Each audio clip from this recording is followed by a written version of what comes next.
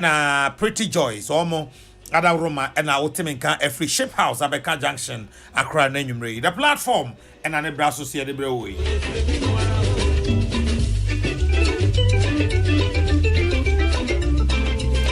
and na proso ahyepa me fi ase me ne owura kwakudu atawia ya ono ye executive secretary ai empa kwakudu ya Concern Lot the Billion Concern Lot Agents Association of Ghana. Na eti say nyame adumo na yawo. O mehu ana asema ba. Mehu basa. Oh meba besrawo. Kusie mpia wia. Meba besrawo. Anyway, what to say? Ejana adumara kwa mehu ye pa. Ere nyame ase. Abrabo mboko. Boko enye boko sa. Anyway. Mamemfa happy birthday sonko Emma meyere. Same obi o de Joyce bia ya meyere because meyere the Joyce enti mo amunim no. Ena ye meyere penny Joyce Kanoki Zampare. Ena ye Aunt Joyce the birthday. Enti Aunt Joyce obapa baby awo bia ya ma happy birthday.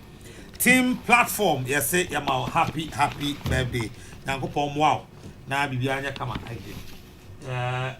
Na menka ho na bibia anya kama emfa emma enti Joyce Kanoki Zampare na bia wo bia paja so onim no so a ka che ne se ni kunu na ya kese so ma no happy birthday Auntie Joyce Kofi go see emma happy birthday nti ososo ye de no aka ho ama happy birthday na aka ne se awie na me kokokudu atawia ona na twetwe nkomo enanwumre mira ma adwubio ya me de adwuma mboko ejana adumara kwa eno amode release bi ba bontene eno ntina ma ya fro na nwumre ise brane mo nkomo mo rezi niema bebre ewo release num me bon po be miensa ba ko ne se mo se ansa na mampani be next director general of NLA no ono mo ensesa adwene ansa and number 2 mo se private lotto operators organa ha no ye hurahura mo ye threaten mo ye popo ye ni kire mo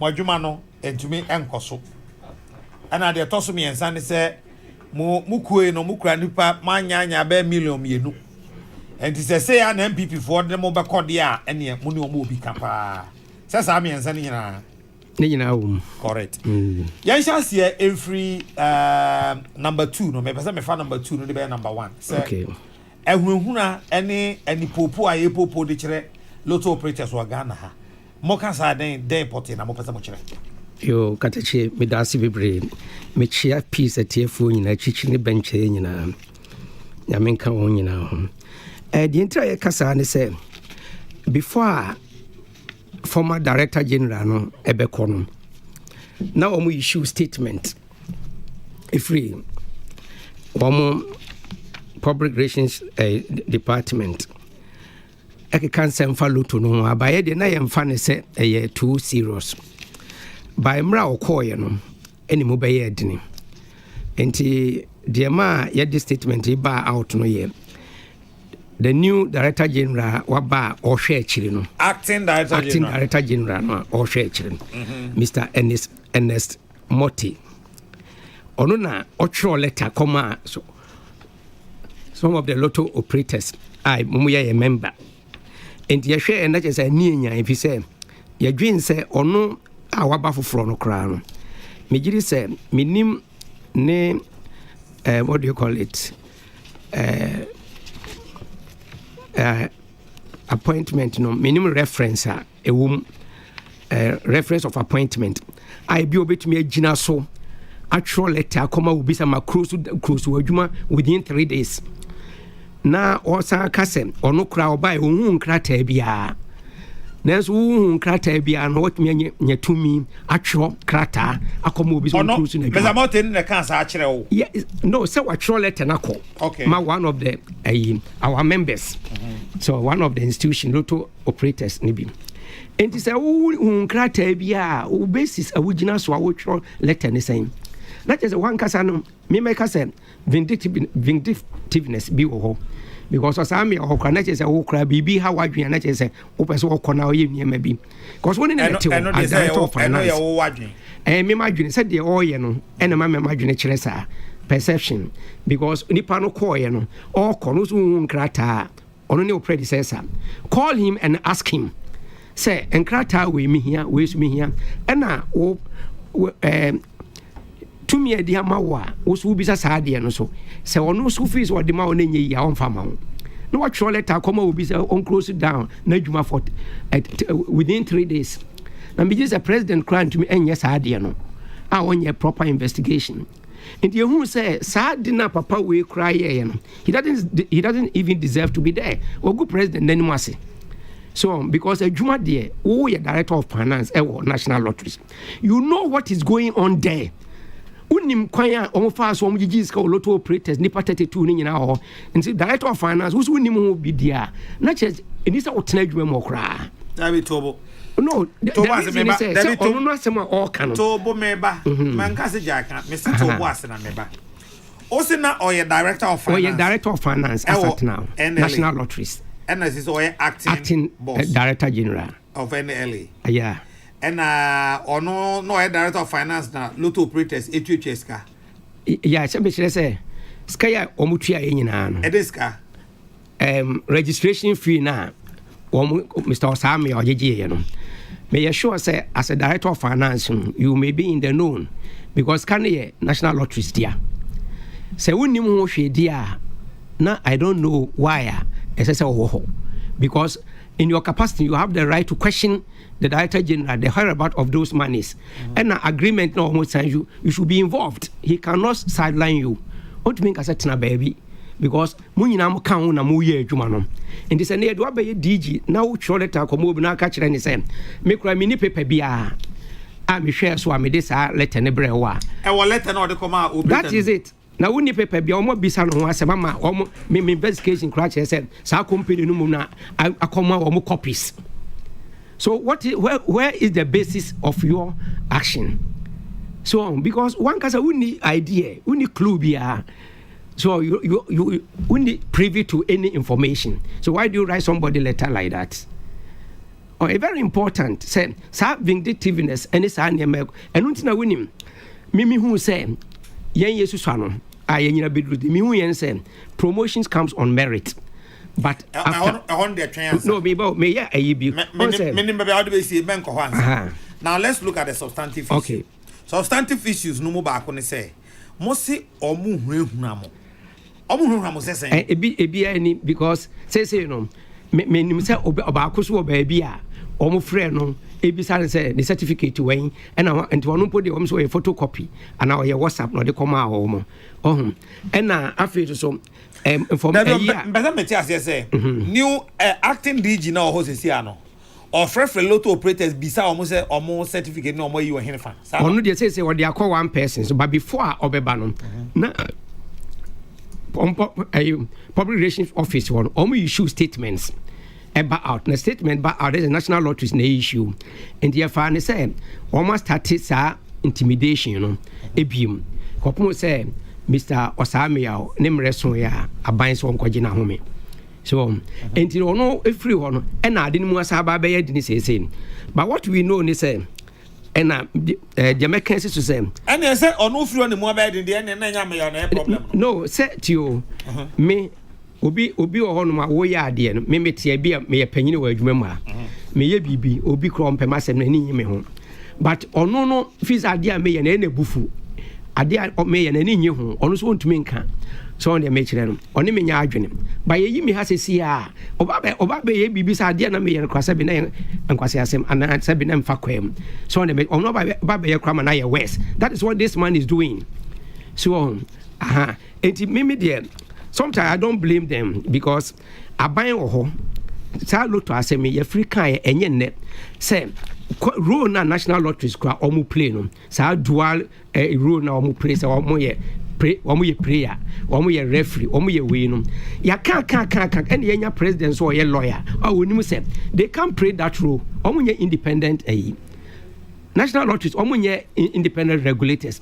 omu kan adwuma no omu so ye bi enti obi o ye adwuma no bi we be bias definitely we be bias ball no eye ina no ache no afa na ade no de kofi So a yamana not what you from to near more. That is what is going on. Now my said been paying for very well said no craning ya me any emrano conflict bi wo emwa o man no emwa mompuntu ma na se mo hwe emre han emra na nya 14 to 15 years say obi akran to me nye lotto Ghana I just national lotteries what be that national lotteries o mo ni machine na o mo de ton lotto na nya o mo dia they even don't have it. They have never imported or buy any single machine and conform machine na o mo e de ye adwuma o hono say if the government doesn't know and conform machine and o mo de ye adwuma it is an individual be so e ba koye na adwuma o se yampene. What be that? O mine na ye wo mu no ye chechire ne sen. But me bremu ni patriotic party any wo government because anytime they come to power they target us. They target us and this time we are also going to target them with our numbers. So mo pa o ma de cost to Mr. Morty on na onye de oye no. We will prove them wrong. Because ani na make us ya throw letter ya di petition ni bia koma president ya di bia fa yes mo se samra no mo se hwe 2006 o mo ye law no o mo be ye no na me ye adwuma company bi mu super hostess lotto me kone na osafo ma afokra o te ase o kwa ban redu by no so o mo pesika na me so mo ya mo be co opposition. I'm telling you because during Rory's regime no o mo hu say security ni ka kire o mo say we is farmers na we traders are the third largest target group lotto writers and on my memorandum of understanding. I told you all these things. Mointi and I'm co-opposition 2016 me na me call a press conference ma omo boardroom a year campaign three lotto for ma on buy from krom. They don't mind you on say nipa there a son in nine when say they or in a son minister said the way but almost on betrama that man na koso and omontenasin only enkasa no mo hu say na adnetin yentua tax hwe lotto writers ni nyina organa yes e be levy obi about 50 cedis a month and then tina wadwen ye o say Mr. Martin na ono wa ba no say na yes a problem no say on natural letter ba only fact only basis ono deeper no natural letter brain ono no de ni paper akoma. Are you getting me right? We letter we need information be our desk so. But we sorry an actual letter in the coy. Send the panon close down the Juma within 3 days. But we remember, in the end means now man can say on Kwanko Kuntokano. And you're possible. You better mobilize, you better much shy forces. Whether I see a better demonstration, we will do it. Because almost by 2016, Mimi Koye Juma ma omo, they are aware. Come the pictures no crabby baha. So what I say. But any pa ya dia or sa aye. A Juma we no, a Juma a bank. But every amoso so no. What decide then na mo hurry Ghana for your con. Oh, there be and I'm going to take advantage of it. Any advantage. I did better will be a take advantage. And he say, and he says, press a conferences in release a year. Yes, sin a bind benyes ka lotto no. Omi entrance ni enchire na kwan no na onye sa adwuma no because banker to banker no one untumi ngu ne da uye den even military government cry ye omo ntumi ngu no so the only thing say entrance na mo say obi tikios ma wontua say ontu ehu say aban betumi anya more than 300 million Ghana cedis per annum. They say before you go to 300 million cedis per annum no on first issue say ye hunu mo no mo point mo final point wo eno ho ne say mo pesa aban ye den the person aban ye ne say entini ye can say so we point director general en ka say on ye ne enkoyi ma no so we point obi dia say nipa on ye entina sin because on said aban crofon bebre nim lotto no mu but ebi mu aye wo say bibi okoduru ho sesi a afi no obi ko kire ne de onye no so it will go against the government the onye no so emwa man no any timamufo no so because okoduru I say on say unya Dr. Bonia opese oji usika dia was ye no duro bia kan duro we ho so on the better na watwe bia babeto okonmo was there be no duro bia kan we ho international lottery man na ya na ama akoye se national lottery nkwan yes wonya adwuma na bag buy ya professor Miss buy was okay media so mo twam kura mema makoye bag and a professor Miss 844 buy or the buyer and what's how quaji MPP for buy and what shama as Hamia Saqua quaji and Mra Jim Crawford career went me a more alliances no. And once someone see now or no corner be a acting director general who was an Crawford abigum mo confess mo. Now sorry watch your pen tin say obi and to tunajum. Now who was said to me nana. I'm asking Mr. Ernest Motti, said, does he have that power? Even the president. Ono kramenyes was our power and say, oh sorry, also will be me will be anonymity, just like that. We will marshal our forces against him. So say on Kosadia. Ono kra position in famano. And the now yes, yes, I be who did so buy and windy bosumimpo and I'll be to try and asia. Share now. Kwakuyefa no to jamo se president be appointing new DG. Eno de. Obisamo onya ne san president ye dey. There can say. Unsem panyimfo be breloto no onwunim.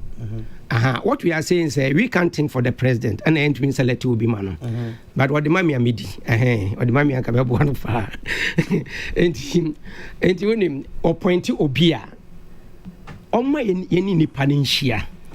Stakeholders meeting. Na at least something like consultative yen higher consult ho na ahwe sem adwuma na yen sign na be yim said obi nkotwa ntro crunch the president because oba obi ka sem papa kra na ono nye se bi ni papa pa ono ba ko ka different na the president so me hu no. So the only thing is see Minister of Finance nebia papa na obedi no ho yes kwan say na ye ne be yim na ya ye homra na mra na ye adwuma na mo National Lottery Authority there they are not independent regulators either say be regulators na abaya ye National Lotto no the Ghana Lottery so no almost aba be kan be compete because said they always say ne there mra na mwa obia enti yen there catch president ni say so until obina oba say nipa no onye stakeholders meeting either with the minister not necessarily with the president so, and we are not also saying send yekoyi say obiama president mo finance as your Mete ase pa. Me say mo finance ase. Yes, finance ase. Yeah, Minister of Finance. Okay. We've worked with them since 1997 during Mr. Salome time na ababesi samre nyina. Enti yen ya asem no no. Ena say you know threat na omudi free public relationship or urban. Yen ye de adwin say eno mpo de yen consider because yen say kojopoku na oho enti yen mu say one issue. But ono de yem pese be kana sem bibre. The reason is ono a ono eni senka wo kra. The reason okojopoku ade na say wo obi otumi di director general tem eka say we corrupt o ye say ehon krata e wo me hasisi a e won net nso eyi no wasa be ka say asmo kan ye no kra then they give him that position. Mr. Morte, why can't you start the house screening from Kojopoku? Say, ono can asem to Director General so. No, almost assembling you knew how they settle it. Then, Omad Nabetna ho, ama your man appointment letter. That day, no, your man appointment letter, no. Ehonsome ma uncle ho but say make catch say your man appointment like no car say entina me say me ma uncle but dem pese wo bole say mate tell me bitan say mate asuma wo kan wo ba wo say say Mr. Motti ho and as the president ebe yi next DG on consult na kojo pokusu si musen o say dey kojo pokusu musen say me say ono na issues are statement never out and I make sure say the credibility is questionable because say me Mr. Osame Yawa I would not have employed Kojopoku at National Lotteries Authority to do what? Because where did he matter? What gumeni masen? You have maligned me, okay? And now after what actually was had about a net abeto say after mama koye ba kuna after papa no kro ye adwuma na od na kwakọ to hono say o ma yes I deal with say ni pa no the credibility wey aye o te hono ma o yes I did no. So I think said if the president knows say or receive 2 appointment letters one day, come on in a few. Okay. Say no boss no po na yemfa session enye. Yes say can say. Me catch by we are making our appeal. Passionate appeal through this network say. Aban no emfa ni nansi form. Say omo anhwe yi a ye tag omo say omo ye nkrofo mo peloto fo asem enso bia na ntesa perception no kosro into one power nancy for no who still obi on be appointing na babia no onko ya de a ebema NPP aginimum into my efra and yes my ye kan na mum say ekoso saa na be koso saa de a and yes you ent na saa amra e ba beto aba mamu na yes you dia na ye di mo se mo mpini mi ni de eno yes enya adwuma saa na and asoma make actually president now say man ne party no emfa no kwajimu say omo de loto ba and omo because enema Professor Mills they act 844 ne ba and we supported him all right because we were begunu ne so obi so be my emra fofra mo sa ba e kwa ba sa kwaji free bag for no de ba be ma national lottery say omo na omo fama me adwuma na eno na this 1 million cedis ne 150,000 cedis ne ade ne ba and that is all that we are appealing to the president on finance form. Now, could we tell you a executive secretary concerned Lotto Agents Association of Ghana Clark or no and where I'm okay more the crata come man penny you fact crata and come ne crata na aba pepe mu for now the crata na de aba no obenya bi so ba o mi so obenya bi akra so otie bi to security for be catch and from how next step you dey your next step ne say sir action na papa na start say oye no ade bia ono ade sa tom say oye a ofi say oni hu idea bia no onfanto na ye pese hu say ne appointment no na power de man no kire say obetumi ai say adwuma because he is in acting capacity and we suspect say he doesn't have that power. Could it also not be the case be among so operators na mo ye bibia enye and ono so hu no kan among person mo betia no obai on free obia now person can will be as my own friend answer e bia ne say wo so ni nkrata yi ana onipa no mum na ahwe assess aye photocopy dia blow so if the president is listening to us ade a wo fa wani hu ye then you are complaining about it. You have not seen it. You are not privy to it. And I say I can say we that of finance near my cost no na me kire say osi onhui no nim we dia we director of finance you should have known all these things. You should have known it. A setup, a administration, a management, into who director of finance a crown, who to me, only director of operation, Munamuku tell you Manankasa. So, and the because now we say, me way, oh sorry, I know what your letter come out will be. What is your basis? Mate, what is your basis? Your basis is that what could be tell you as executive secretary concerned Lotto Agents Association. Kwaku, me no be say na ya adwuma foforo. That's na ya. Ya beba besra wai. Mate ya bra besra me. E mata ma ho akere wo nko a. Ya bra. Kwaku dia tell you na no ahwetwe and command the platform no aso egusu a wotie na ye free way say so nkomo foforo ho. Na no me ka kire bon. Mabuna wo mo kire say omo eye concern youth and they concern for ndo so pa o. Me fi concern Lotto Agents Association of Ghana ho and I make concern youth of Ablekuma North Municipal Assembly. Omo say me tete omo say wo MC Honorable Kofi Oforibella mampani yi no a ase mampani ma na tena ho a enye yi yenyi no if you on 10 na mrantie ene de ntia omo ekasa no ebo kwansa ene kasa ede ema sa emagunu ebo majo jana na tisan eho adom na nso oko ede rade ase MCI mo den MCI ya hwe na atem na ere kotuna na ado ani chasen na le ahu bebre ene ne da me le ahu wo na ado ambumu ene san atam le na ye wo no there were two statutory committees. First one is ESCO executive, or MC, or chairman, or chair that committee. And there were PRCC, Public Relations and Complaints Committee. According to Omankasa Act 396, Section 27, Subsection 1C, say you to make allegation, or say presiding member, open such committee. But say asema youth nation no kra na asa yen no kra but ye wuni sa and when say PM no ogada asema message ni bi kakra bi some press conference and say youth for na ya allegation che say for instance, MC the non-performer MC. Now you make it allegation. First one here, constituency executives. Second one here, association with NDC regional organizer. And a third one is municipal assembly and as an office. Now, you know what I say in a history and AMF, now settlement to by municipal. You know, okay, enough. Ablekuma Central, any Ablekuma West, you will in another back. Now, all question put you must say to say, never compare the necessity.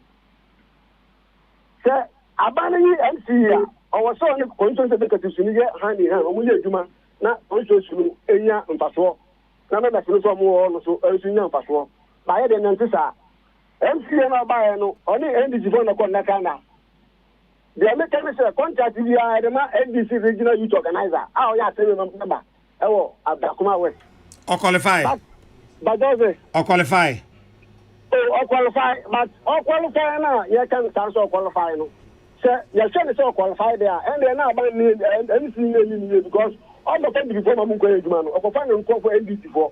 When we say on my select before, and I got about power. Who come about by then, Muyashi, and of course, Yashi. If you want to say opportunity, originally 20, then I'm sorry, losing MP the Bebelu because ground Sinankasa, NDP for no party. Now, some more sit back open or more, dead and I say, I'm a more Lucy City. Okay, Ebonti, and the old kind of Maybe Nabotre. The old kind of MC Bonnie woman in the Wahing. MC Bonnie woman, sir. Nana, do limited registration in 2019. MC when you must tell them NDC form of the operation slow down the party tour. And we shall then never see. Meaning, even COVID, lockdown. You do lockdown. And then I buy the bar saying, Chama, or more bubble up on any good. But baby, Sarah has so much and not so much. I might do at them doing me because you're the Granaba. The only woman say, I can't do me and they will be at the fire. And this vote I know, I don't say. And but some class, professional.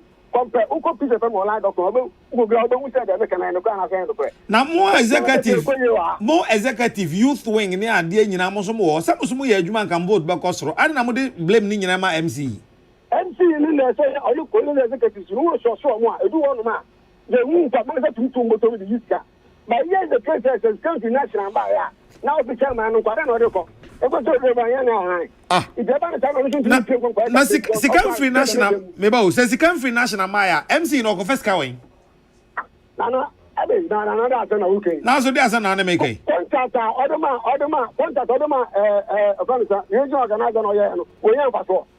I don't contact and work with you. A boy, yes, and a moment contract and mark of my fetcher for Gibiana. Yeah, my brother is very good, but some resources opponents are away from other man of my fight too. Some resources opponents are away from other man of my fight too. If you also resource one can party back for the Mayor, or more than the Benjamin, and you want to do any credit you go. I didn't know where you might be. And you say, I can't answer what you know by a press conference. That is precisely my I said, one of the only made you out here. And I negotiate, I saw him negotiate about Bontabacata. And we were a conference track because where I concerns I can continue to Bakumpo. And he says, I'm not the petition, I come president. And I'm my president. By the phone, we see the sooner you keep passionate at peace and announce now. So you can therefore focus on the name. And it's about my wounded lion. Say, I use the Papa Jabba. Papa party now, finally, after the show, they won't take the 2020 to the buy away. And you said, and I said, some million or so change to fret. No boy, no man will be able to have a boy. Now, party, no. Uncle Kawa, but not for national authority. I said, Nana, Mr. Mr. For you forget it. Never maintain MC will whatever to do because I don't know, or play the card diabolically. Or you have a bear, or you said that this is power, consolation woman said. It's when television before the work council, Mr. And for a video, you say, not do it. And you say, I can't come out or by your deal. Yeah, I had MC in the pet because MC your by as a tongue crown or told you. As a tongue crown or told you. They see what kind of freshest municipal assembly. They be a police station that I look for the beer. wouldn't go for my who they make and say, Yatro, I was in the car. I have glad go be a if you have said another, come to Gufado, say, oh no, that's channel, that make it passionate, I think that they say, with the Gufo, say, the content of the Physican, and the Petro, and Drancha, no, even Papa, my not for instance, they increase the vote. And then I want to say, I don't know quite like saying it's going to me at 3 6 hours.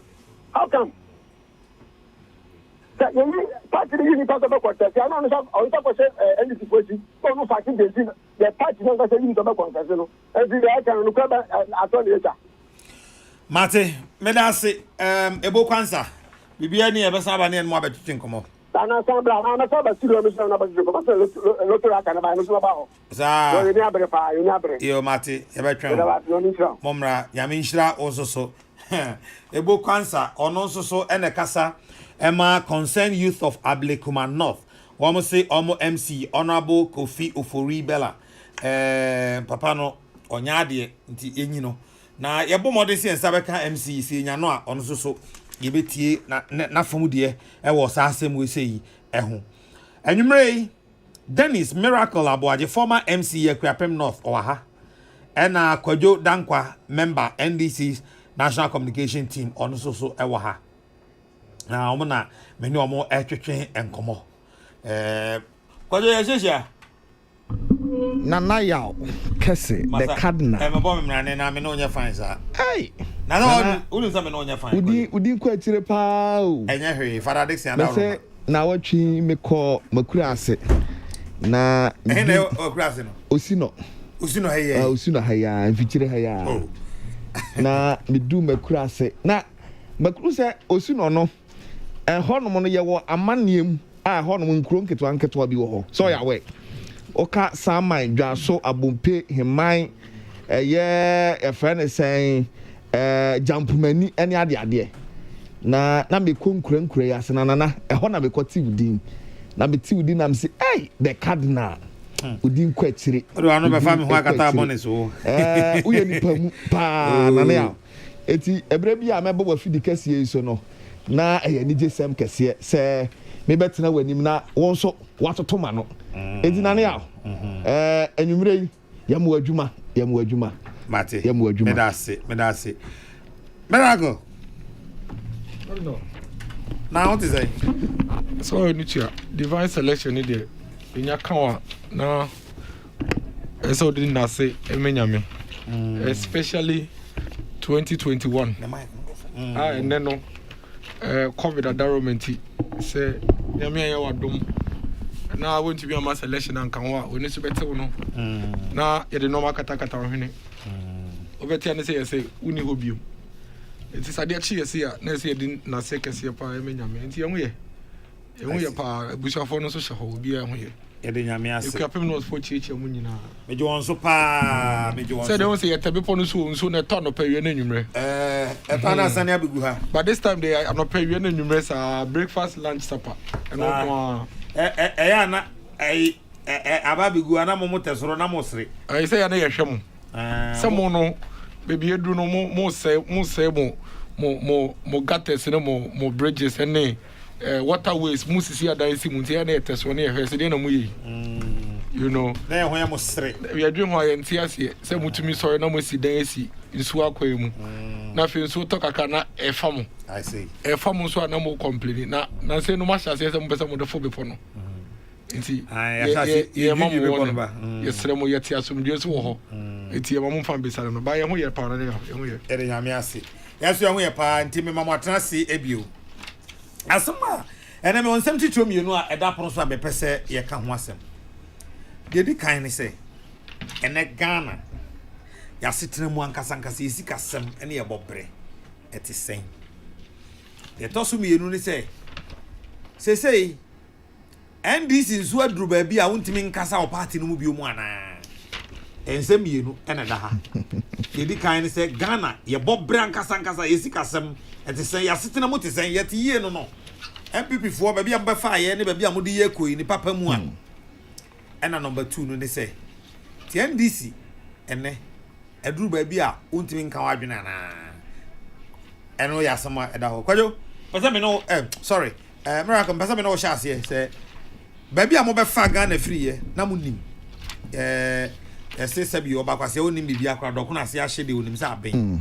120 to 196 296 so 291 okay ho ena yo 0.6 ho na ye nam say si a living condition and kasa o Ghana ha under MPP Minia, it's saying, me among come on. The next 10 minutes, be meet you. No, but that's it. Now, answer number question, Mr. Crown.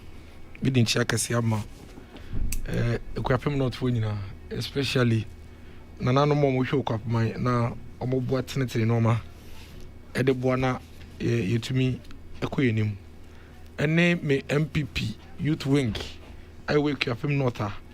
Almost share a boy, you my ding, Edebua byway. Micho minenum. Now, say do by this time, they are coming chrome latter. That is a PA system, ready. Your son will Kubasa near Hinasina, OBAT platform. I see. And now, Ghana, and I'm quite puzzled.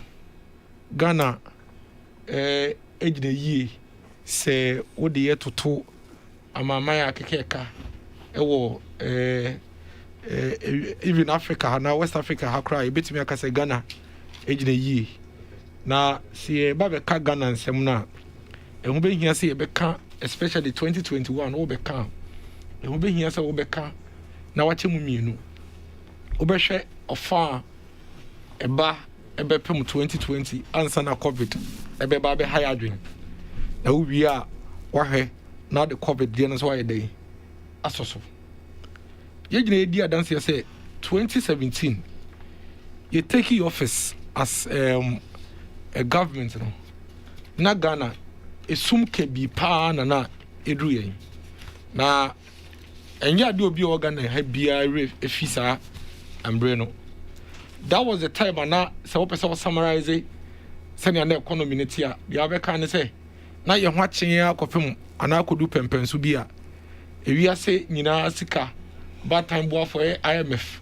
for etu omo na ya besi so aka che say bibie du no say ye nja no mo amehwe ambetenetene amoyen a oman no ahwe begu yesi ye ton na ye chiche obi esika do ye den e de ma no enti ye de mika kwa IMF for koje IMF bailout sa IMF bailout no ho sunso so ebi ene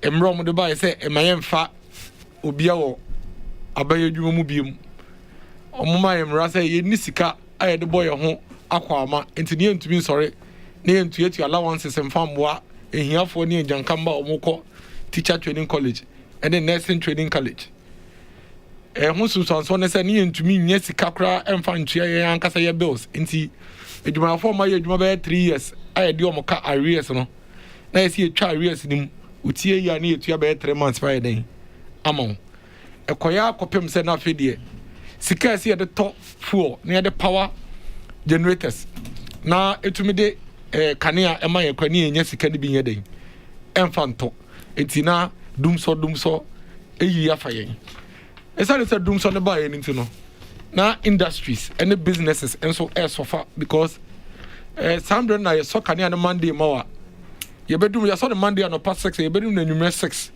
obese nya kanea bi mo obenya no Wednesday numero 6 na yase edum no Thursday no past 6 enu nti no businesses had no choice than to begin to shut down and I say downsize some renim and hospitality business and industries what tema omo reduce your staff be any your production and I'm so unemployment eba Ghana ha to the extent say emranti omuni adwuma ye omo wi university omuntimi nya adwuma ye sane IMF for embargo mo dia to employment unti yenya enya unemployed graduate association of Ghana sanoma we ena ye share so ena ye say dabi ese MPP aban yetu ye nan sim na ye soso noma no ne yetumi gi Ghana ye den esi yi ye ba no ye bota ye de ba ye ana manifesto ye de ma de che Ghana for mo hwe so de to aba ma ye the agenda for jobs.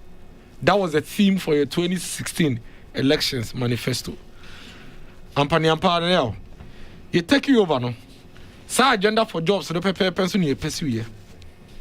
And I'm so and our answer near 2020 elections. Now you're to be creating over 2.5 million jobs through several government initiatives from sectors to say health sector, you far almost about 92,000. Teacher for your form, it's a free senior high school expansion in non-teaching staff for your form, planting for food and jobs. And who's so in your idea then at the buyer 76 factories are and no at the Numa tens of thousands out of 232 and near then near see. And Rantia normal pay more moon and see to be per quite be a better so a normal.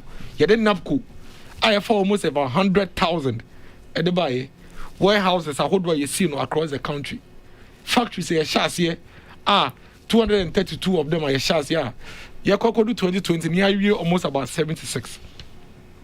Some normal way any at the buyer between 2017 to 2020. Your Coco Prim, sir, and Breno, your Koyana, your chassis at the two normal. You say, nay, what taxes be an amagana for, and when you are more coin able. Taxes ni bi na ededa Ghana for enuma hodo so ene normal ye na eche say ye fe nuisance taxes ye hwe no eche say na mfaso obi eni so high ema nema bi te say fuel kana prices say cost basa ene ade no ye hwe ye sa nuisance taxes ni nyina den if you almost about 15 to 17 of these nuisance taxes 1% special import levy ye if you 17.5% VAT on some selected import machines be ye free ho 17.5% VAT on financial services ye free ho 5% VAT on real estate ye free ho 17.5% on domestic sales of the friend is a domestic airline ticket ye free ho ye 3% flat rate and other SMEs or businesses ye free ho import duties ni be a spare parts anabuso kai for the doma ye free ho kai for no money bibia yo money bibidi mo bre wiase mo so na ye di levies ye no so free mo hotom ye excise duty if petroleum product eso corporate tax deductions for private investors almost about 100% plowback for this your friend is saying on their profits for these universities here the momo national education scheme levy yet so from 5% to 3%. Public lighting levy yet so from 5% to 2%. Special petroleum tax 17.5%, yet so about 13%. And taxes be briana, ya dream no, a dear much then, a break Ghana for. God now, ye son no more wage send a bear Ghana for a conveyor day, a be home. Ample, irrespective of Sanya May, taxes a year in our Tissuni. Nastala, not your revenue to major net also sing, they are not previous government's reg. Even though you do say not to get a settle, you to be a meaty, but still are not figures na ye no. As so saying, the previous government no figures are not yet onya. And I'm no soon to me to be bobo sika bebre ano. And my economy need to be very stronger. I feel the credibility control. And into no. Now, such challenge and year one in 2016, 2015, and I feel the watching out to the stand say, okay, the global financial market na ko bobi sia kra yen fama. Na your credit rating go from na yen ya bosiaji yen nie no nyam tie tu ma ya bosia no afa no sanema we nyina e be call nani ma afa de credibility be cost ro nti wo come and send just na ko pe bosia ye de mount ama yetumi nyeska eye normal bebre including sa normal amaboboso edika ye den aboboso yi and am no so and for the first time in the history of this country arguably the biggest social policy with the biggest impact in this country, a free senior high school. Under such difficult situations, I by way to be introduced here, then, by Emma and Ghana ni be anyone about. So one financial day more.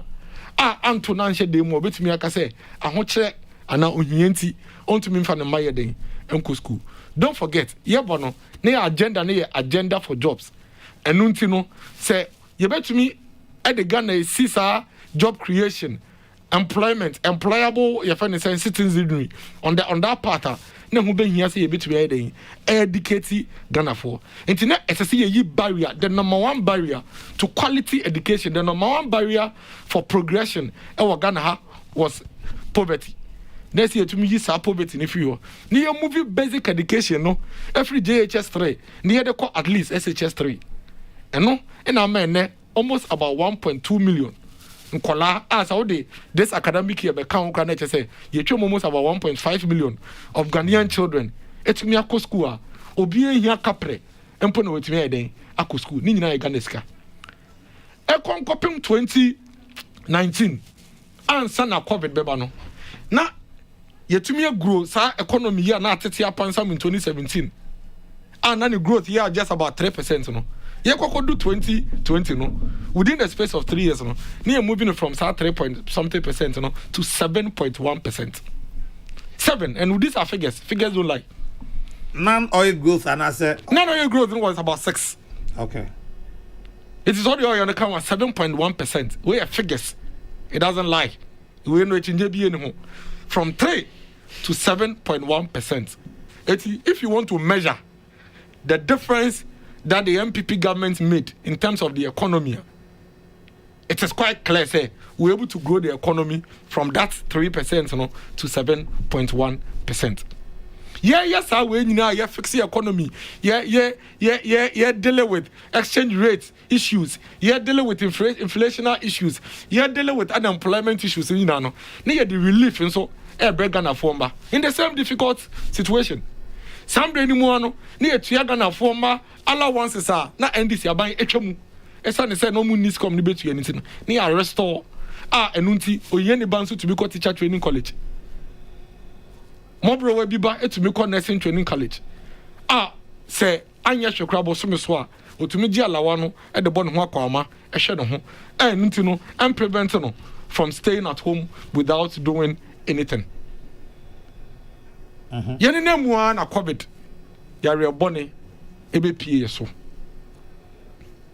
COVID ye ba yi eye global wiase afa na nyina e kan omo. Can you imagine say between the space of 3 years near movie from 0 to 76 new factories. Yeah 232. Now all of a sudden yenya global economic shutdown. Shutdown of global trade. Shipping ma. China for tomu, America for tomu, UK for tomu, Germany for tomu, Yankasa Ghana ya 2 year Nigeria for tomu diemu. Se enye nyankopon adom enanka oma MPP aban ba 2017 enanka yeda so wo NDC ambres wa COVID ba ya anka ba na Ghana ye caught into recession because say 7.1% economic growth COVID etumi assign ni nyina ase every 7.1 ebedu 0.9. Then you can imagine baby ananka ye be call with 3.1% to 3% na NDC ejira no do so crown so say den e wo ho. Imagine COVID aba patients in the ICUs ventilators see omo so na kane ni ho na as I say doctor for sure mo na so mo dey touch lights e na ye den e hwe omo sa condition we ina nyankopon kasa nim until 2017 ama MPP aban ye den e ba ye no nyame adom embra COVID yi ni ti a very devastating na essay amaya man eteti omo pansam no na Ghana Yakupon eni na nado danko ekufa do adaroma eni yewura kanofori atadaroma ntino omo tumi movie akodu pempenso bi a se COVID no eteti ya nine free so kra da yetie den etumi ka esense ho eno ena amenne Ghana yeso yetumi survive as ye ka ye report bi about countries a omo tumi manage omo economy manage COVID situation here ye ka 3 countries a embre bia ye de Ghana ye den e ka ho. And that for me is the greatest success story of Sir MPP government. That for me is the greatest victory of this country. The fact that Nana Adodankwe Akufo-Addo, in spite of all the challenges in spite of all the difficult economic conditions or to be moving economy no to that level 7.1% growth from 3. Now to me introducing all the social reliefs are introducing my Ghana for.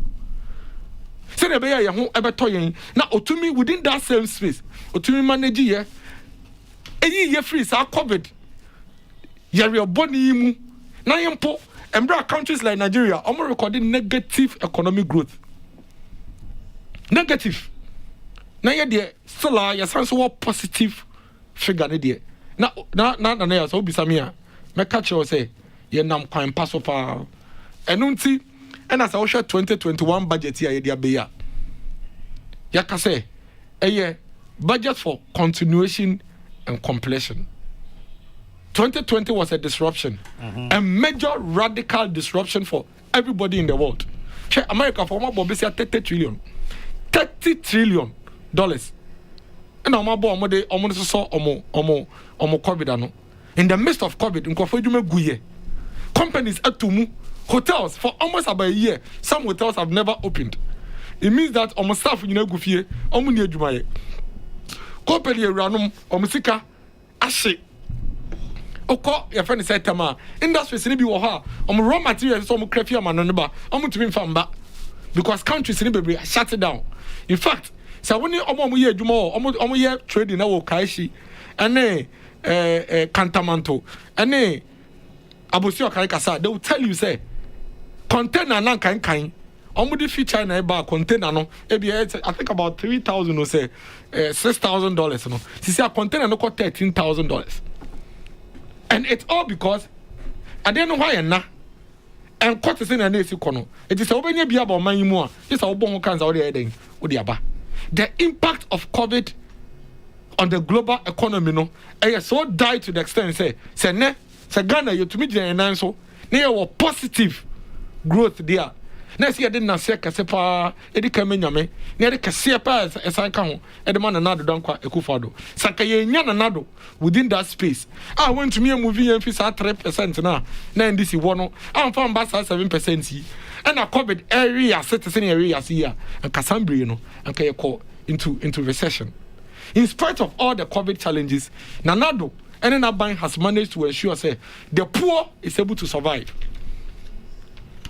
Omo nisika na munyuma sen asai na makate fie na do say makania munsuo ye bebo be se na editua mamo ye bebo na editua mamo se na be ya yare no betwem no na munwuye enko because ye ka say ye adwin sika ho na ye adwe economy ho a tama ye be yare no betwem be kono na ye ni manfo mpa ye be hwe omo so ye ni manfo mpa ye be di omanim enti no se ye bosie na ye ba kobo na de ahwe na mo ho atomo se na be se de be ya sa yare no kwa ye be pe kwa ye be fa so a ye be se a cheche ye man ya ye be ye enti kanea not the mayen ensu a not the mayen hwesika odema SMEs through the NBSSI COVID-19 relief fund hundreds of thousands of people millions of citizens and now they are SMEs send ye be ya even in such difficult times no enka omo na omo ntene send yan kase se omo ye den omo tene no. And a lot of SMEs are still surviving because of relief package, you know. Private schools, at some point, they have to fall on this relief fund to be able to pay some of their teachers. Hospitality industries, they have to fall on this fund to keep some of their staff in employment. Now, not the principle, they say you can't say you disikechi, near the economy, near bar. Yeni so beti ya no na Ghana fo yenyina ewu na sika ne yeden esi ho eti se bosia kwa no bebo a obebo no de yeden no de hwe yen na yere de twom a yenyina ya pekwa ebe fa so a ye betete ye ho 2021 budget number the 2021 budget no ya ne say it's continuing the success story from where we left off in 2019 nyoma ye shase ya yentumi anwie free senior high school ye wie ne yama na nyantini prekope. Me just say what to say double track no. You're facing almost out a year. Almost phased out. Some of the schools that still require it may go ahead and still do it. But most of the schools are phasing out. Why? Because a lot of the infrastructure in those schools have been increased and it has been improved. And see, in this budget it needs to be continued. COVID amaye who say your health system is weak. Nti esi yetumi hwe ne yetenetere no ne yema yehemukena enu nti 2021 budget yi 111 hospitals and health facilities in a 2021 budget yi propose say yebeden yebesi aban in spite of all the challenges say planting for food and jobs no ese otoaso no yeden no ye one district one factory no ese otoaso ne ewie warehouses na yesi no ese yehwe ne otoaso ne yeden ne ewie taxi drivers ne truck drivers budget you omu wom vehicle income tax omu twa no na na dan kwaku for the san ho chaba enti wo bono pono wasi are you saying say ene me Ghana ni masetre mu ye echen 2017 MPP mu be fa o man no niam mienu ene wo Ghana ni wasetre mu ye in 2016 because me no ka say wo free na wo kofi abekọ na aka ni esiso ene say we nua ketwa e school a me no ka say almost start registration from 18th to 21st say o ko school a wan fa kapre anko tia no school fees into wasetre mu ye say wo nua bi a o teacher training college a one man one person into wasetre mu ye ene say wo nua bi a o pay adwuma factories and industries ye adwuma mu to me fa no into wasetre mu ye den in 2016 na ne Kesseh akra ne say unlike other countries such as South Africa, Nigeria, and the neighboring countries are into a lot of them are in negative growth in terms of their economy. No, that's so so our situation could have been worse. Sanke 2016 and 2017 situation a better in 2017 a woman aka better take up and some. It is how to compare there. You say Nyankopon there onim there ma ne mma eno nim there so ye ma ne mma ne mbra no enu nti eno yi na do man 2017 say onim say akobia ye fe no covid eba ye fa dum so enko covid nti ode ne bae no mbehwe no yi ye free sa ohawnim na afa de ye wie no ye mpekọ ye be fa so ye beto nti na ya obisa me a ya setenam de eye in 2016 because it could have been worse and it is worse in other countries. All right, it could have been worse in other countries. Eno eye Dennis Miracle Abuaji Ede Atuja na wamenka uze monsomo dia kakra mo dia bana yabekin kan ne dia to show isu e dia mamo Farouk e wotema or see the leadership of President Akufo-Addo is unmatched. He has purposefully planned development and pro-poor policies to better the lot of every Ghanaian. Okay. Regards to Salam Mustafa, incoming MPP national organizer, and Bernard Udru Nyako Farouk Enono. Now let me read this from Facebook and Sanamako more what's Mpajameko Peace 104.3 ewo Facebook why. Kondas Beidu ewo Sefia Safo say Nana the MPP led President Nana Dankwa Akufo-Addo must listen to the ordinary Ghanaian who voted for the party because they are suffering financial problems one after the other. Okay. Bishop General, and will say, have you seen in Ghana, if you can do a good job and not your party is in power, they won't give it to you. Oh, Ghana. Okay. Just wait to my papa Kranas or party need a year female. You can't be a concerned youth with that mentality. Okay, Farouk Makan Bestmark Kwekuti says, thank you. Okay, we don't know why you are thanking us, but we are grateful. Daniel Kwakuni Patete says, President Nana Dankwa Akufo-Addo Kwakuni Pabrebi Mwai, bra. Abena Santoa reminds me of Santoa Bakwame. Santoa Bakwame oh me tin catch you.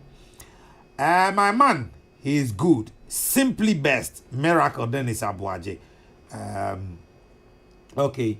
Now this one, Edith Akwe says, Nana, the MCE, truly, we haven't seen any developmental project in the area. Ampofo Francis says, I'm listening to you from Kwabinanati in Western North region. Please, has the government increased workers' salaries? Ask the MPP man for me. We are suffering under this government. You okay. Ochre Aguna Inkum says, Nana, in fact, Nanado is the best president we have ever had. Dr. Baba Zamo, Master Planner Junior Kentan, but President Nana Dankwa Akufo-Addo has really performed very well. Ghanaians will surely vote for the MPP again. Farouk Intemama Kain, Farouk Misi Jai, the Oyen, Piaga. Nana, good job. Gradually, His Excellency President Nana Dankwa Akufo-Addo is managing the economy so well. I am sending this one from Achem Asafo. Bismarck Usu says, party with great vision called New Patriotic Party is only political party that has Ghana at heart, no matter the hardship we go through. Dianaba Gilbert says, Nanayao, the people around Nanado are not helping him at all. And he should know that Ghana is not the people. The people are not happy in Ghana. As a man can say, no, do we a free buy. Maswood, our Bantama, and will say Ghana needs a mother to take care of her people, and President Akufo-Addo has proven to be the mother Ghana needs right now. Bismarck Kesseh, maintain the old canasi papa. Inti, I mean, find on Concon has say, your best near bands and for eso. Kwayo. Nana, the cardinal. I said, Tram at the sign. Nana, I said, Tram, dear. Sir, when I wasn't come Bissau. So, I didn't think I meant as Obisa. So now you're gone. Oh, the other day. Ah, now see you man people for and this is Nika almost on your gun. Anna, Biancasa. Ah, oh, yeah, sure. And this is Nika almost on your gun. It's on your gun. It's in one Abbey Quasitum. Nana, Maminchia, na Mensansun Chia, a tear for a bill. Nana, somehow beside no, na a samoa, a muda ho fine, na in here in Chirmubia. As somehow will be sana say, Ghana for Sabri, Yasitinamuno at the same. Aso, a yes, senia. Na a tear proud to 20 a year 17 a year byway ebe far a year abanu anwana na ubisa ye nuano mo MPP fo na wo mo rante no mo de ne nam na no kra wo so mo ka no wo mo mpese wo mo beka na beka ya ansa kra no a ye be ready a year 2021 budget no ayo mampanyi na dan Akufo-Addo enya akonya ebe ka kire Ghana for the state of Ghana's a year economy and as na Ghana aye ne bobre ene sebe senya gina no etie na eno na aye miracle so abesisi bia so a sebe what try say obetum futuro ediagu aye Ghana for ani na akonya beda ho makodwo danko yi na hu behia say aye mfuturo a menua no etugu Ghana for ani senya na danko Akufo-Addo his excellency emra wono so ema Ghana bobre otugu Ghana for ani no ehu behia say e wo say medin chiremu ye den eba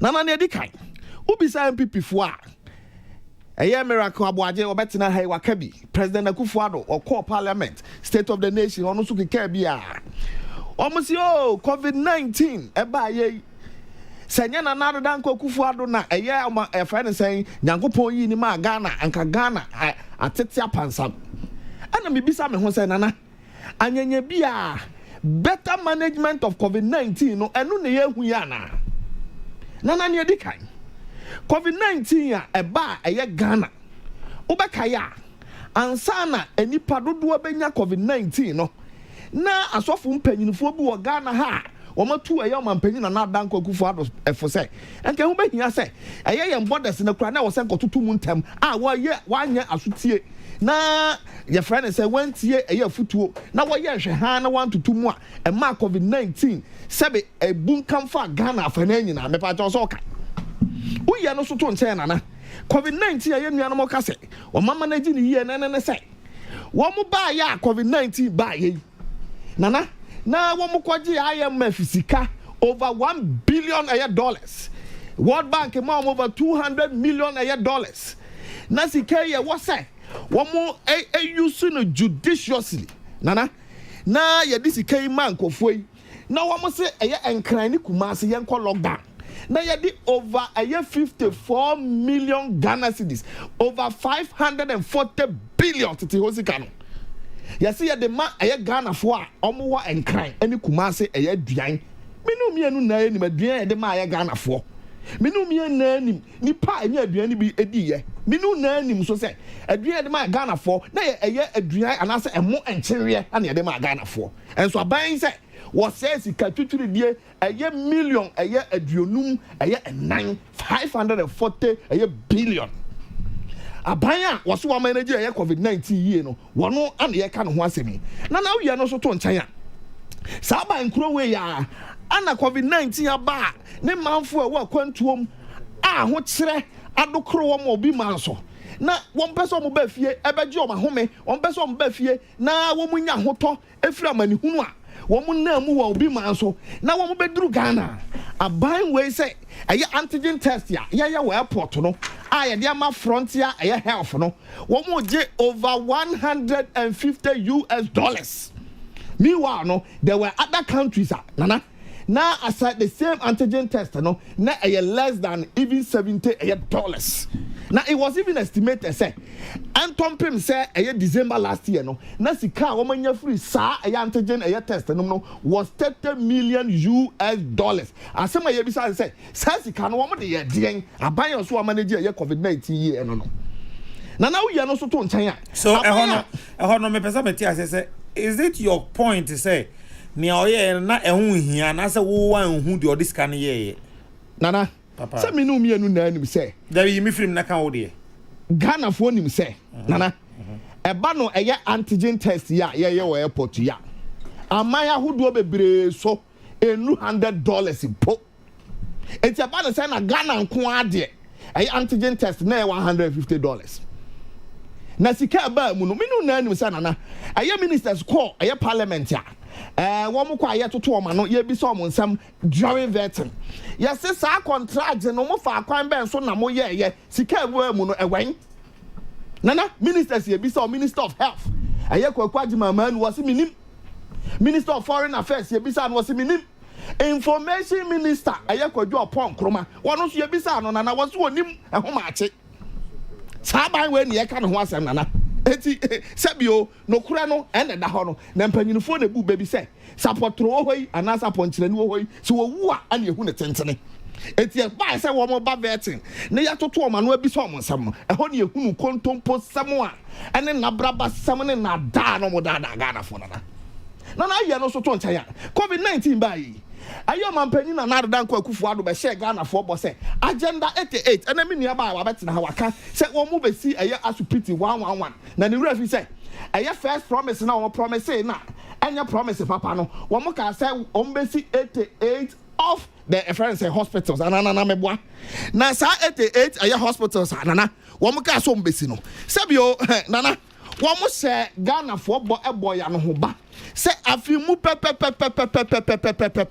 no mercy 88 hospitals na den awie ma Ghana for nya ho mfa so de enana kojo dankwa me nkasa keke na me mo misirem na maka nsem nti no me bayi me de ho ayadanse die nkrata ye den ade baaye enti wo hwa me nsem a wo be ho adanse die nkrata bi ekura me a eye dated Sunday 31st May 2020 wo hwa eye paragraph 1 2 3 4 ti asema mampanyi na hwan krata o say hwan krata we Ghana web enie okay enie Ghana web next time bibi saba no di ka tender me pa chomate ai me pa chomate say unum say me to me fan ma ho ntina ma board date na ma board eye ba bi ewo ti asema mampanyi na na danko akufu ado and na da what did that Ghana for na tie nie paragraph 4.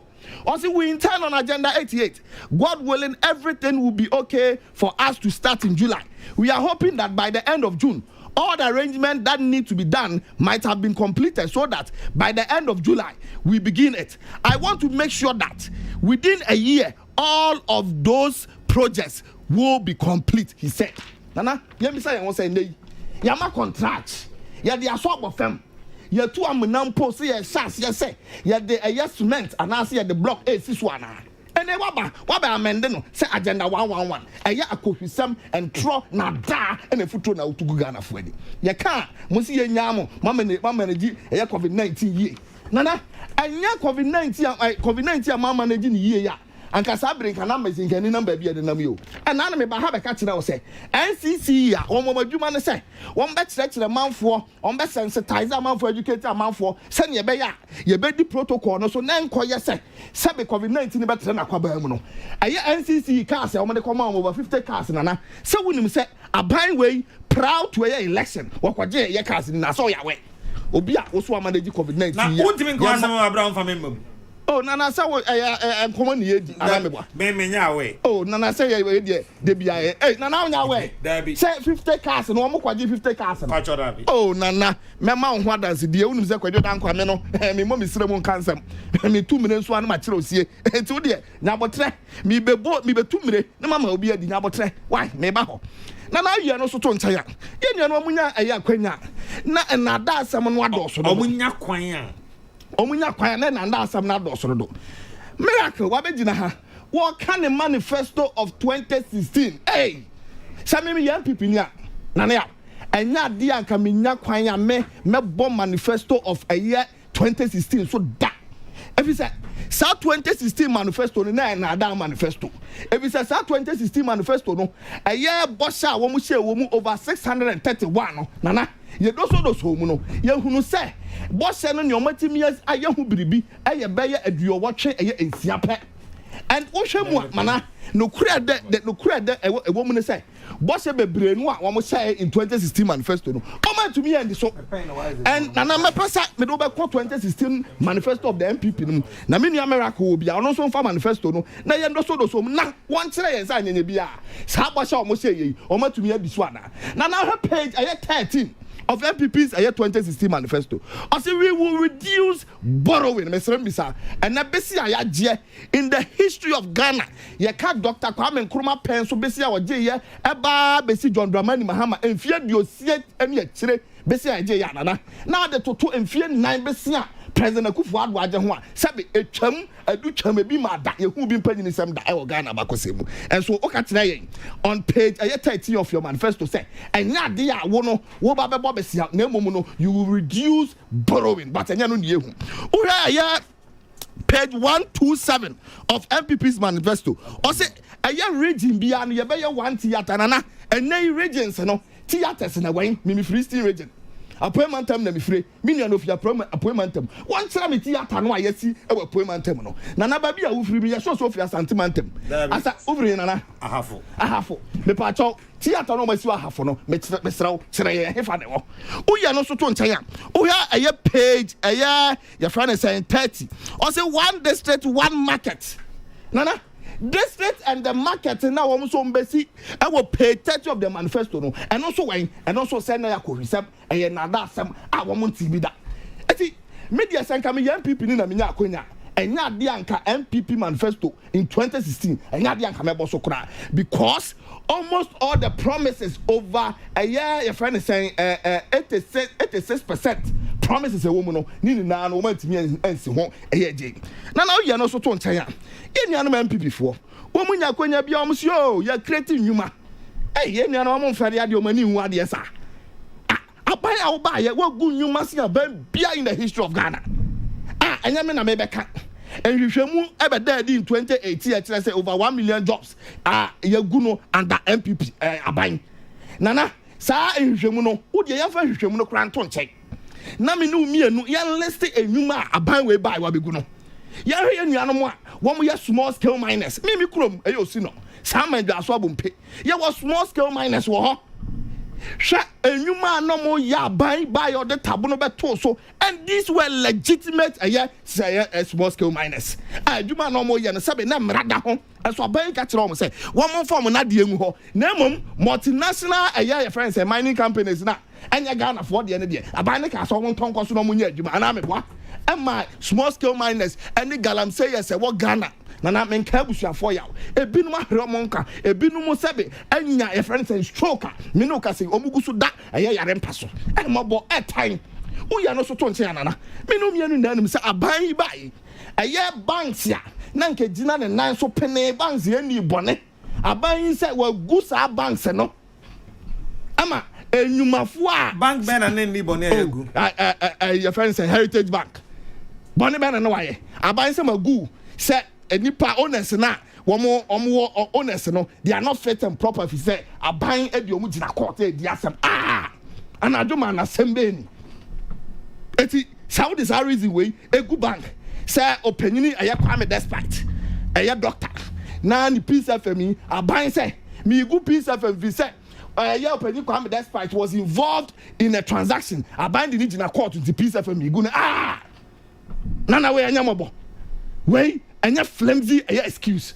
and this is the government we are talking about Ghana for and what kodana and all that to Ghana for so this is the government and they can wasam now we are not so to nchen adia ba ko aban we nya kwanya bia won pese o kan wasam yo ayo man mu ahotire wo mu no ni na gina se COVID-19 abantirana and President Akufo-Addo State of the Nation address onya akwanya no onana Mr. Wadaroma Mr. Bai onya akonya no obeka kire Ghana for say ɛyɛ COVID-19 and ama ɔman no sɛ bia titi apansam and ɛmi nia ɛyɛ Dennis nso ɛsɛ COVID-19 ama ɔman na titi apansam nana nukura bi anim yɛnyɛ comparison of 2016 ɛmna on befa abɛnya no ɛne 2019 before COVID ni yɛhwɛ sɛ wɔman na titi apansam na yɛ COVID na ama na titi apansam na sɛ ɔman na titi pansam yɛ ansa na COVID eba nana ɔhɛ ɛyɛ deficit in 2016 na about 3.6%. President Akufo-Addo 2019 before COVID there was about 7.5%. Uya no so to ncha financial sector growth nana. Your friend is in 2016. Sometime financial sector almost say on baby in 2016. Now a grow by 8.1%. President Akufo-Addo be fire was what the Ghana force country 21 billion. And what you go air banks. What we no here about 9.5 billion. Now our banks next down and and now banks is growing just by 1.7%. Uya no so to ncha. Almost you buy the one district one factory. And as I was like a manufacturer they boost and so manufacturing under us in 2016 now it grew by 7.9%. Under President Akufo-Addo what one house for him so 60 factories Kesseh a bia kwasam Ghana dano and now manufacturing in 2019 before COVID-19 was growing by 6.3%. Construction in 2016 under President Mahama now construction grew by 8.4%. Under Akufo-Addo proud to COVID on TV for COVID a friend is saying if you say proud to COVID in 2019 now construction was growing in the negative 4.4%. Nana President Akufo-Addo then officer catch Ghana for before COVID Ghana ya besianko na ya bo close to over 230 billion ebacho and no COVID na makobo sa no now I had that to GDP it was almost 63%. But oba no not that to GDP 56%. And oka say COVID ana ma amano agija sabi na anim nya woka and then the budget abetuja budget ade betuja nana ne waka tire Ghana for ne say wo de tax there and I said to be kuye meanwhile proud to elections oka tire say wo de you are moving from taxation to production na ne abeye na say wo be heso man you be produce na Ghana for from to apafra and now you are moving from production to taxation and you can o say my den my can na ne twa me sunum nana taxes on the abano tax ya woman say COVID-19 levy hey and now President Akufo-Addo COVID-19 no said that go by say what they tour ever to Ghana for to say COVID-19 aba ama man for jet last year COVID-19 aba e dia hotere ama man for nyuma guo COVID-19 aba yehu ya wan no President Akufo-Addo de o se da bi one thing so go bi no abe eni na ati no what the tour the beto yan so say yemra metu because of COVID-19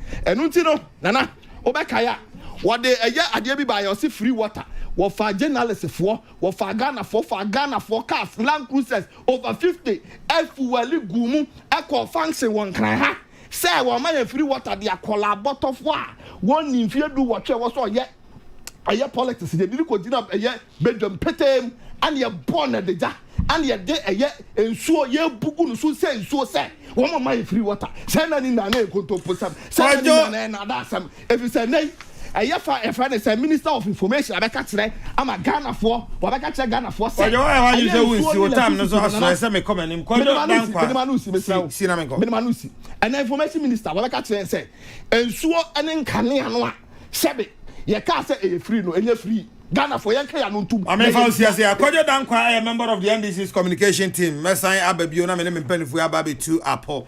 Honorable Kofi Ofori Bella MC Ablekuma North. Honorable Majo. Yeah. Boko there. Yes, I do. Now, so. Boko, young come here, dear, would you concern youth of Ablikuma North by Kesseh? Now say almost 7 or kind of who be can't ever home patch up. I mean, the old kind of home. Concern youth of Ablikuma North, man, see, Medina and agree. Now, when you say, now, Fimu, Quarabi, sorry, could you not bother this with some concern youth of Ablikuma North? Like you can't send. Now, someone can who me when it's me who the night. And in fact, I come back, you be saying, I take the young back. And he say, no.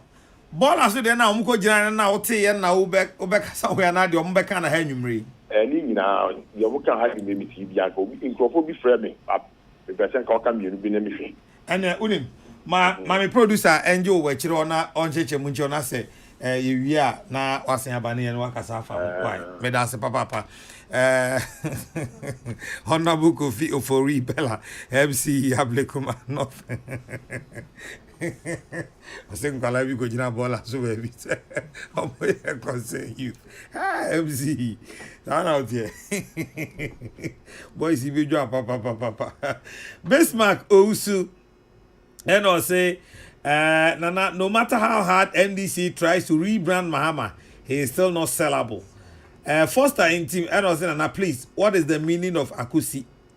Okay, Ajua Konedu Frimpon says, hey, this man, is he living in Ghana? Johanna Kojo and as a miracle.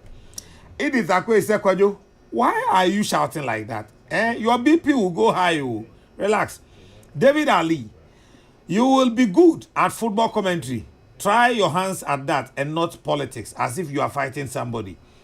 Sectoral 80 says the NDC communicator is shouting without coming out with any alternative. Here in Germany, the economy is going down because of COVID. And we are still in lockdown. Please, can't the NDC come out with other alternatives for our economic solutions, like what the MPP did when they were in opposition? Kingsley Amofa and Amedu Niswe or say NDC communicators lack constructive argument. They will forever remain in opposition. I say both NDC and MPP are corrupt. Ghanaians will only depend on God. Nana Kofi Hassan and on also we say by Peace 104.3 FM. Miracle. Me quick corrections be. Beba. Sir, we are medema on your mama 2 minutes for about to become our second topic and busy. Me quick corrections. I be corrected falsehoods because Krebia kojo ye that and you no pay NDC for deliberate way. See any opportunity see na say dey Ghana for kasa some reviews almost about 1 million people the Peace FM across the country. You see, you put out the fact. No crane say 2021 budget year, Nana Damko Kufa de Diabano. Baby anywhere what budget in one. Nana do aka say in suo free and Kanye free Ghana for budget year. It is not true. It is not. It's a lie. A complete falsehood. One of the NDC lies are omode abeto the media space. Baby any budget in one far. Ya trust say ye tax. Water bill. It is a lie. It's a complete falsehood. In Sweden, can you see any Abai Chia Canada? Abai with Chia Canada. Taxes on the buy any year and 9. You see, so ultra radios who are and young TT more bet team in the mouth. I just say, oh, can the fact is there. Ghana for Muti and so it be kind. It to me tin no say. Budget 2021. A young tro a young contumpo. It is a complete lie. Baby anyhow. Ya throw budget in say yeah get tax be in fact taxes are buying the buy about 1% VAT health levy sa tax on buy check the other kwakoye aban say sa 1% eda omu tua sa flat rates ewo VAT and national health insurance no na ya just as Canada kwesi sa 111 health facilities na ya pese yes no na de bi ato COVID-19 vaccines no about 20 million doses of the COVID-19 vaccines. So never Ghana for you be able to any vaccine be adding. Our near the bill swabwa atwa COVID-19 ekona ye kono so. Specifically, the purpose of the tax no has been defined. And at the end of kwakoyen so actually anything you know COVID-19 you friend is saying levy no because the end tax and kwakoyen specifically to build 111 hospitals and then provide 20 million vaccines for the people of Ghana. Now, energy sector recovery levy 20% so abaya chair specifically the other levy no kwakoye or say NDC for SINA power purchasing agreement bia it just a kania no ye use ye betua ho ka nti na me no ka say ye excess capacity na just say ye wo kane ahode ama na bro so aye mfa ye hwe and so agreement NDC for no sign ne say wo use wo use wo betua ho ka nti me no ka say ye tua saade no ho ka boy yen abanka nti sa 291 billion na ono kwadwa betena say o ka ho asem no sa ka no ebi free sa o excess capacity agreement o ye den o sign ye no ebi sa 20% ye aban dia bai o say o de kwakotua sa ka no. Finally, last one year, financial sector cleanup levy.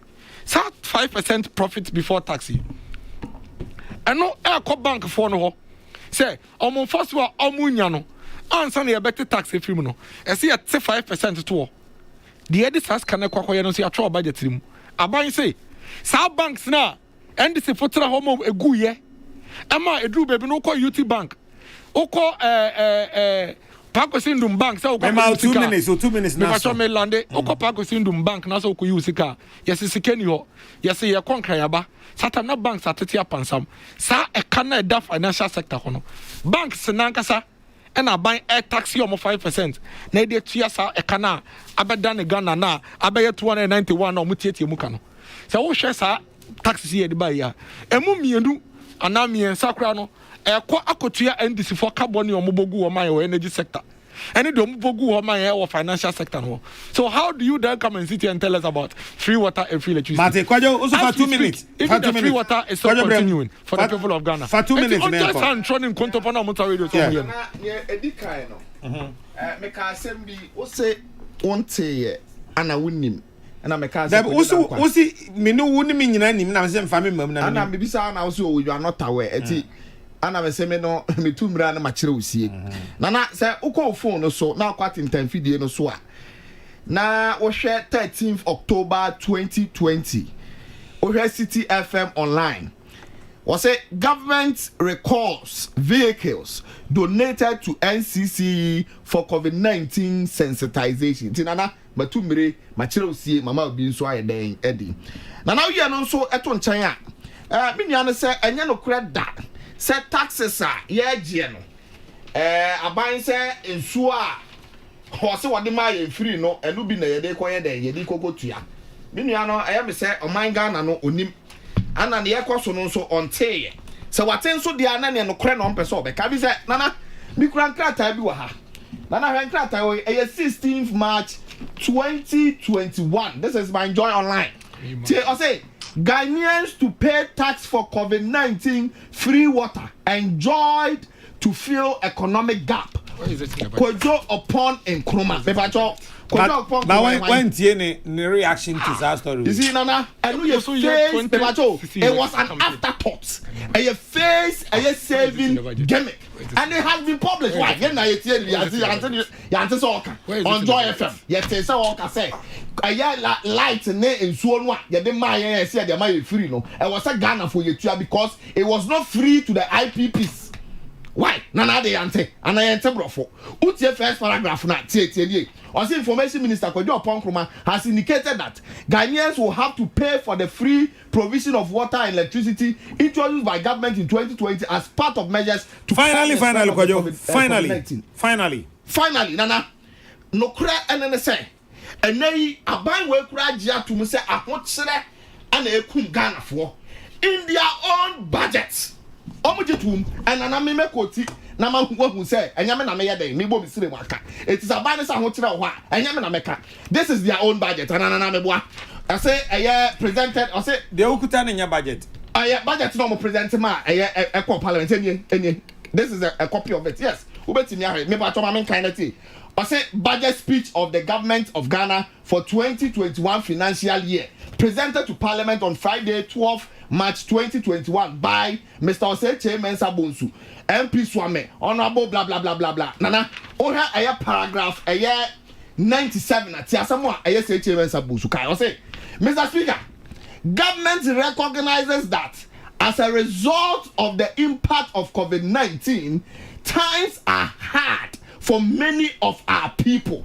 I said saying, or say abandoned to say COVID-19 ya bay ade ahokyere chenchire pa na abeto man Ghana for and this and go tie the all kind of tie ase yi a enka bo say nana tie to impre ho you say you will be offer sentence a sentence in English.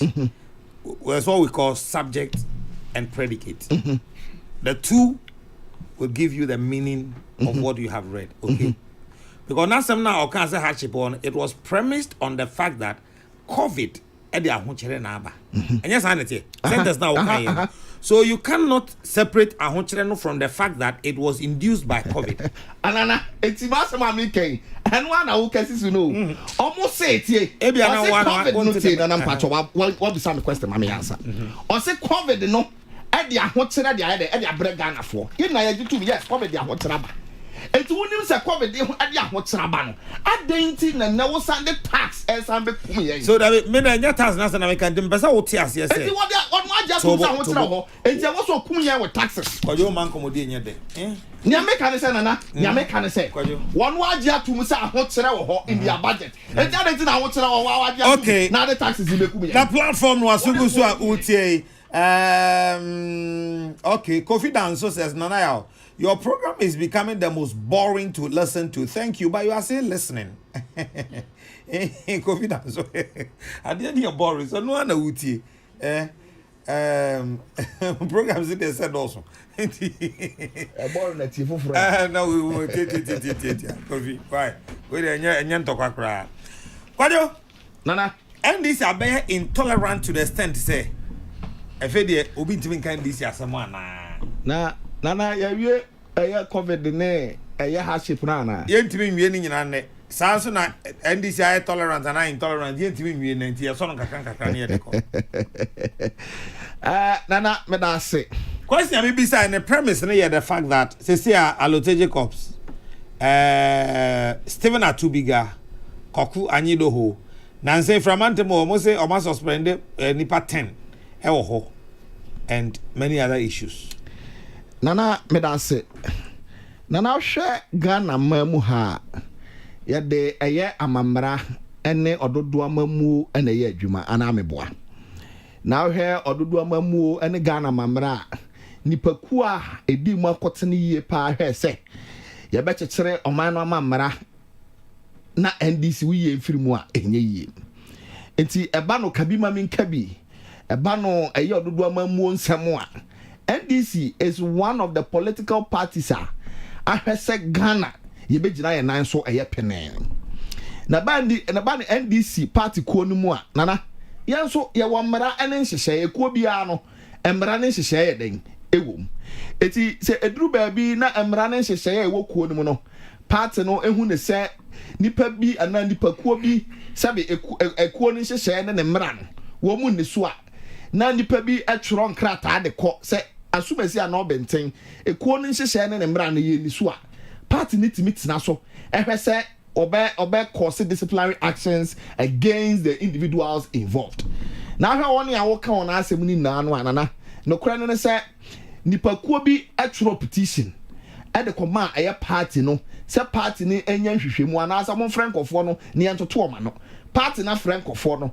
yɛatoto ɔma no ebinom ankɔ ebinom minim deɛ but nyamete ne sɛ ebinom anyɛden ankɔ ana party na gina ɛyɛ petition a yɛtwerɛ no so ana ɔsi da bi asumasi ɔbɛntene esan sɛ manfa party nhyehyɛ anya adwumanti no ɛbɛyɛ anka mo ntwe mo ho ensi nkyɛn ɛkakra we a democratic process we nkyerɛ sɛ yɛ ka obi kasa bo ayɛ den ahyɛ ne yam ebi sɛ yɛ ma nipa no ho kwan sɛ ɛyɛ accusations ɛyɛ accuse wɔn no wɔn mo mra bɛyi wɔn ho ano ana nipa no nyamete ne sɛ wɔn anyɛ dɛ wɔn ankɔ ana mra mu no nso no sɛ yɛ ma kwan sɛ bɛyi wo ho ano no wɔn bɛyi wo ho ano a yɛ obi bi a yɛfrɛ no in absentia sɛ yɛ rule in your absence sɛ no yɛ ma ho kwan no wɔn bɛyi wo ho ano no yɛ rule in absentia eti sɛ nipa yi yɛ ma ho kwan so bɛyi wɔn ho ano no wɔn ayi wɔn ho ano na nɛ yɛ sɛ yɛntumi ɛne ɔmo nyɛ adwuma bi ɔmo ntwam ho si ɛyɛ nkyɛn a ne kwan so ano party ma yɛn a yɛdɔm party ɛyɛ suadeɛ ma yɛn nyinaa nana sɛ moving forward no sɛbe one ɛyɛ party anaasɛ ɔyɛ party adwuma a nea woyɛ ni nyinaa no hunu sɛ ɛne party ne nhyehyɛeɛ sɛbe ɛmo abura And this is not the first time Anana ABSC ever memoha. Ubekaya proud to 2016 elections. Yenuanum in the MPP. Their party ABC. You can't say one more crowd a whole party chairman, a whole party secretary, a whole party vice chairman. One more you nadia and I say suspend you now indefinitely. And then we know can say crash store ye day. Ye frewo. No more pomo the end nana. And my bonus can chair any pakum na then. Ebem. Eti when ya there so nko a bi si da. Eti nana ubisa me na metimi aka afa ho a eno no. Enti na ye ntia se obi wo party na party ni gidi se ni suban ene ne yo no ene wo mo de ebo abura no suspend na enkyerese party ne intolerant. That doesn't mean that. It doesn't mean that. Dabi. Sentu na nana akonya ne beda ho no. Party ne ma ho kwan se mo a ya accuse mu no. The principle of natural justice is say sebe ubo bi so boa o ma nipa no akonya so no so be yi ne ho ano ana meboa. Enu ti party ne tworo ma sa nkofo yi na se ni de abeto party ne pono so. Anu yi a mo wo ene ne de he. Anana meboa.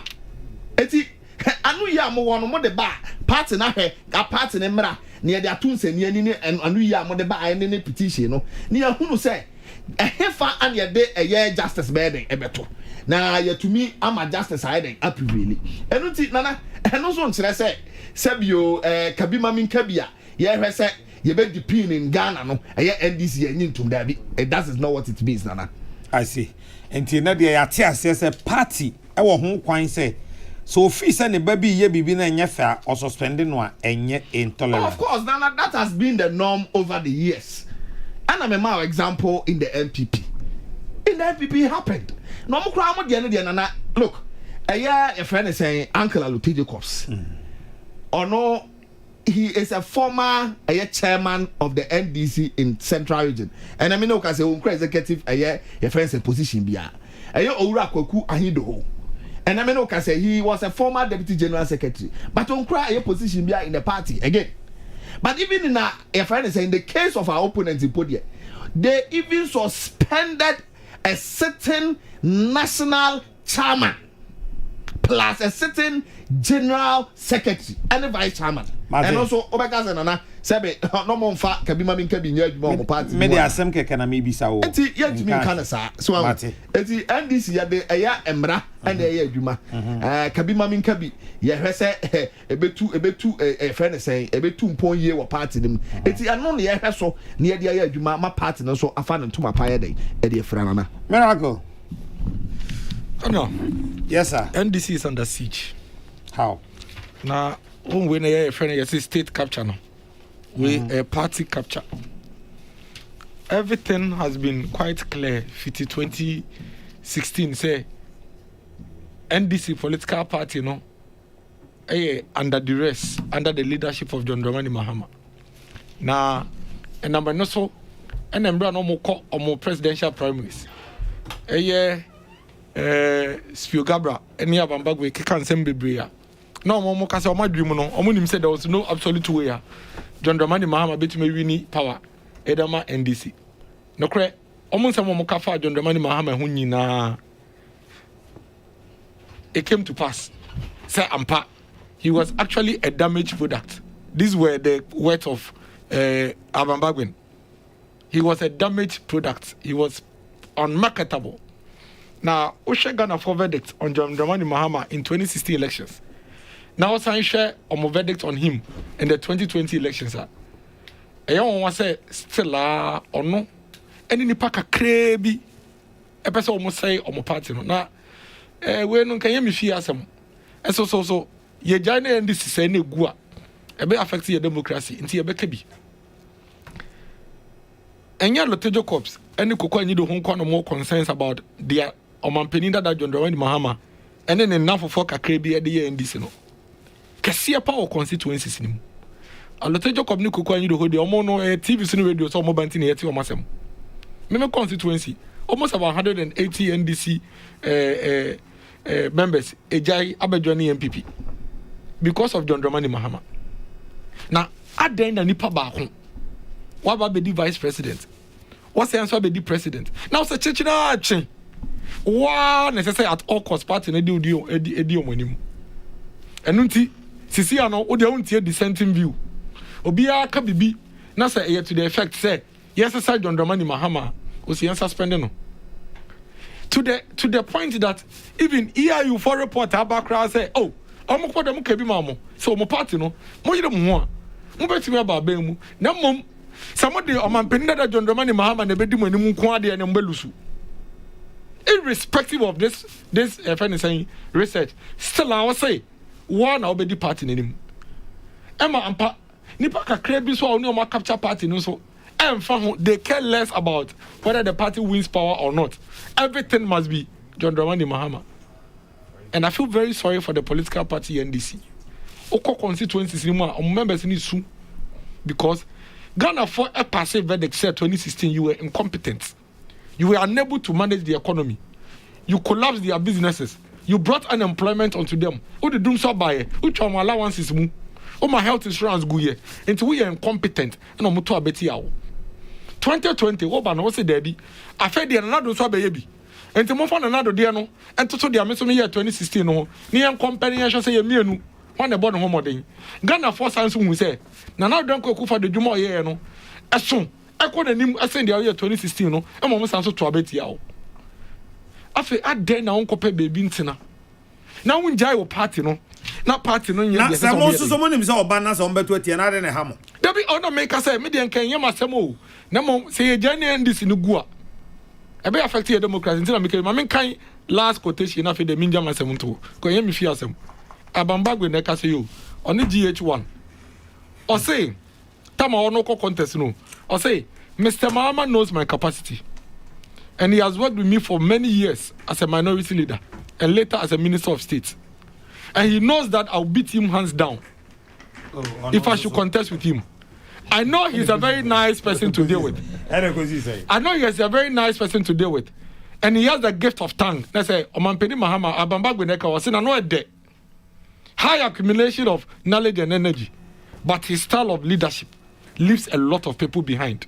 Now, so man saying his style of leadership leaves a lot of people behind. Wait, a vivid description of a senior member of the NDC on John Dramani Mahama. Now, his style of leadership leaving a lot of people behind now. All can and no, and soon so soon the day you know. The Omasas here no, where you beginning no. When himself about last week was I say almost about 10 or 9 executives or Savannah how baby. Almost suspend your money now so. And it's going to be a spree of suspension because Joshua Labi Erbabe contested. Sylvester Tete Erbabe contested. Spio Gabra Erbabe contested. And all these people are coming for the flag bearership of the NDC. And to what John Dramani Mahama is doing at this point, on the Crawford, the Omo say, let's put fear into them. Maybe there, and you fear some. But what the NDC needs to understand, they say, yeah, you know, as a political party NDC, we are focused. MPP, we are focused. We want to deliver and complete all the things we started. Now, also the Niama for the share Ghana for rent allowance, rent support scheme, no, yeah, the aba. Now the transport, trotro for ne taxi for na show mobile during the campaign, no, yeah, the South Police and so they aba. Now share free SHS in Mukena. Now we have 232 factories, no. Now making sure say some factories no year you might be Ghana for new. Now share plenty for food and jobs in Mukena. Sanyama we na focus. Na ye wo didie say see to me focus on Sanyama we. Na ye hye no ma yie. Na ye adwuma ne yie based on Gidia Ghana for their share nsemu na. Ye do 2024. Ye be san so ye dan atwa so na pia Ghana akonanim. Because John Dramani Mahama as a flag bearer of the NDC in Kwade, I can tell you say the verdict on him has already been passed by the people of Ghana and there's no way he's coming back. What is sad is I am 137 you know.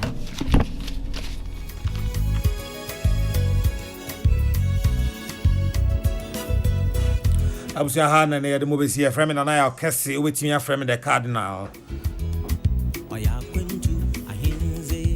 Wajo dankwa any Dennis Miracle Abwaje medam asie nwumre Isaac Odro Patricia Sefa Fisher Samuel Apia Emmanuel Etiemo Pretty Joyce and Prince Bafo Asamoah Elizabeth Ejin medam asie nyame ya adoma adwada ye beba na ya betoa esom no so de radio asum dwe jamu nyina makrobia